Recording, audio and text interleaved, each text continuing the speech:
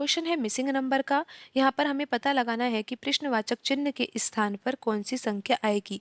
तो आइए अब हम यहाँ पर सबसे पहले तो पैटर्न को समझते हैं। आप देखिए कॉलम फर्स्ट में 3 संख्याएं लिखी हुई है, 3 है, 4 है, 3 है।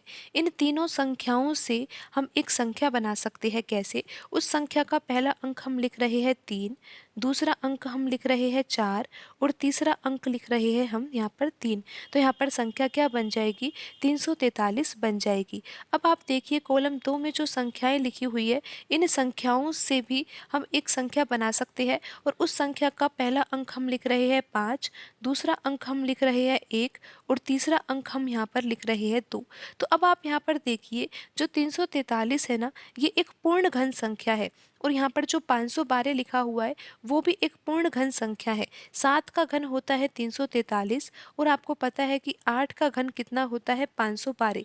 अगर यहाँ पर दूसरे कॉलम में लिखी हुई संख्याओं से हमने यहाँ पर 8 के घन बनाया है और पहले कॉलम में लिखी हुई संख्या से हमने यहाँ पर 7 का घन बनाया है, तो यहाँ पर पैटर्न के अनुसार तो तीसरे कॉलम में लिखी हुई संख्याओं से हमें यहाँ पर किसका घन मिलेगा? 9 का घन मिलेगा। 7 का घन, उसके बाद 8 का घन और फिर यहाँ पर 9 का घन।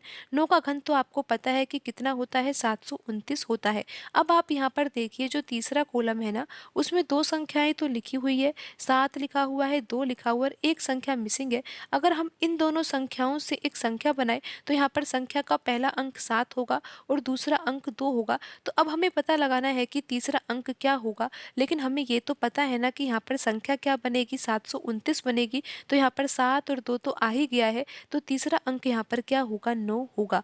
तो यहाँ पर प्रश्न चिन्ह के स्थान पर कौन सी संख्या आएगी? 9 आएगी। और आप ये देख ही सकते हो कि यहाँ पर कौन से ऑप्शन में आंसर लिखा हुआ है। यहाँ पर ऑप्शन बी सही होगा।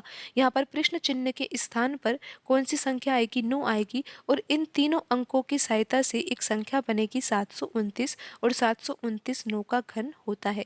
तो यहाँ पर प्रश्न चिन्ह के स्थान पर कौन सी संख्या आएगी? 9 आएगी और ऑप्शन बी यहाँ पर सही होगा।